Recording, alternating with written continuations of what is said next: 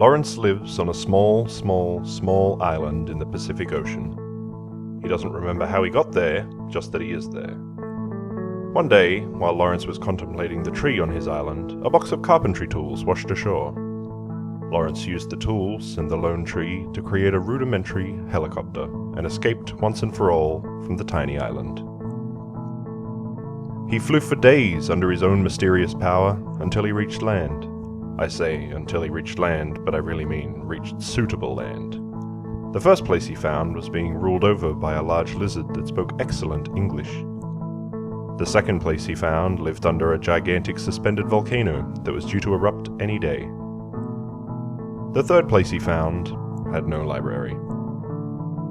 So when Lawrence landed at his newfound home, he was greeted with much excitement. A banner was raised that read, "Welcome home, Lawrence," and a parade was held when he landed. Lawrence asked the mayor as he was being presented with the key to the city, how did they know he was coming? The mayor laughed and said, through the phone, of course, and took Lawrence to a payphone in a large golden palace. When you pick up the handset, an odd voice talks and tells us the future. Lawrence thought that sounded like a pretty fun idea, so he picked up the handset and listened. All he could hear was dial tone, and there were no numbers to dial with. You'll need a quarter to use the payphone, Mayor said. You'll also need a job, so you can buy a quarter. Disappointed, Lawrence went into the city and found a job as a stockbroker. A well-paid stockbroker, too. He worked for 17 months, saving his wooden currency every week, until he was able to afford to buy a quarter.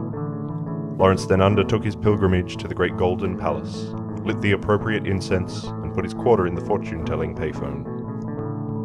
He picked up the handset with bated breath and eagerly listened into the handpiece.